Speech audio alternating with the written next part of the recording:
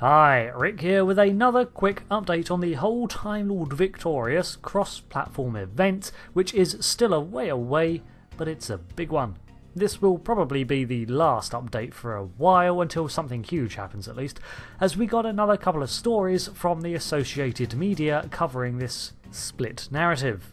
Alongside the first two books that have been revealed, which marked the Kotturuh as a linchpin of the series, there was the announcement of several audiobooks a while back, and now the first Titan Comics graphic novels. Starting September the 2nd, we have the first issue of this two-part comic book series, as well as some preview panels. I will be going into the release synopsis and screen caps of the comic, so if you want to avoid everything, you may want to steer clear of this video. So with all that said, let's look and speculate on the new releases. The comics reveal that the Doctor, number 10, has had a run-in with the Daleks, but not everything goes as expected, as the Daleks themselves are fearful of something else. Jack Devine, the editor for the series, has said that the Doctor is from his pre-Victory Over Time adventures, which I take to mean before the waters of Mars. He also goes on to say that this allows the Doctor a brief glimpse into his dark future. From the images released, we see him in dialogue with a leadership Dalek, one of the old big heads reminiscent of the Davros capsule, or more so the Golden Dalek Emperor seen often in other comics. From the design of the Daleks, they look like Time War variants, but in silver. We also have a variant cover that features a classic era designed black Dalek, often commanders and other leaders within their ranks, seemingly battle scarred. I think that whatever goes down in this issue, judging by what has been said and the fact it's the earliest scheduled release announced so far, I think it's going to be simply an introductory event that sets the Doctor up for the remainder of the stories. Speaking of, we have 3 new tales by Big Finish Audio, starring the 8th Doctor in a battle against the Daleks set during the Time War. This trilogy is going to be its own independent tale, being told over the volumes, but will also be part of the overall narrative of the Time Lord Victorious. Paul McGann continues his long-time association with the audio adventures of the Doctor to voice the number 8 once again, as well as Nicholas Briggs as the Daleks. These stories are called He Kills Me, He Kills Me Not, The Enemy of My Enemy, and Mutually Assured Destruction. Needless to say, all of these titles have a rather militaristic and combative tone to them. The first is obvious, the second being a known phrase that suggests an uneasy alliance to fight a common foe, while the final refers to a standoff that would result in both sides losing entirely. This makes a lot of sense given the setting of these tales, the midst of the Time War.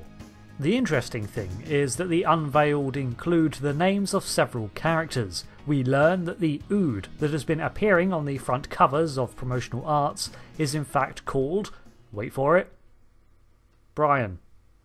Brian, the Ood assassin. So yeah, that's a thing. There is an Ood assassin involved. The fact that we see him alongside 10 as well as 8 makes me assume Brian here is capable of time travel. Either whatever organisation hired him has supplied him with that ability, or something he's already got, or perhaps the Doctor is in actuality teamed up with him in several time frames.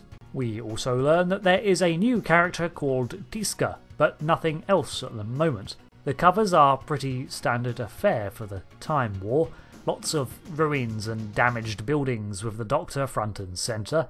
The only real thing of note that I can see is his outfit, which would place him near the end of his regeneration, when he was generally trying to avoid the war itself and just save people.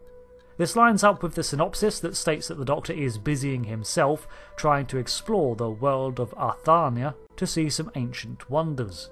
The cover for The Enemy of My Enemy, however, is a bit more interesting, as it features 2 Dalek colours, and while there's always the chance that they're simply different ranks, as we have seen before, it's possible, given the title, that we actually witness the Doctor ally himself with one faction of Daleks for some reason.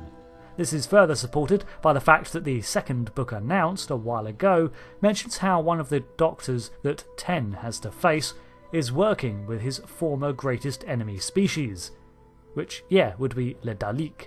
This would place these stories before the second of the books, but that's just speculation. What we do know is that it features the Raxians, a species attempting to form an alliance with the Daleks, which is just wrong because as far as the Doctor is aware, the Raxians never existed. Perhaps the result of a certain incarnation going back and meddling with things too big for him. The cover for Mutually Assured Destruction is simply some busted up Daleks, not giving too much away. The other Big Finish contribution is a couple of short trips, as they're called, featuring several incarnations of the Master. These are the Master Thief and Lesser Evils, with both the Delgado and Ainley Masters. These two actors portrayed the earliest Masters we've seen on screen, and if you'd like to see more on the character, I've done a brief video on them, while the Who Addicts recently did a more detailed version, so that's well worth a look too. The most interesting thing on the cover for me, aside from the promise of some old school classic Master, is the inclusion of what I'm going to assume is a Kotturuh, the beings that supposedly introduced death into the universe during the Dark Times. The synopsis of Lesser Evils says that it is indeed a Kotturuh, and what's more, it has arrived to fulfill its purpose, but for some reason the Master is opposing it, which is obviously going to be coming from a place of self-interest on behalf of the Master. Altruism is not really his strong suit. So, there we have the latest on the Time Lord Victorious narrative. As mentioned, I probably won't be addressing every minor update from here on out, unless something big happens or I get my hands on the first part of this narrative.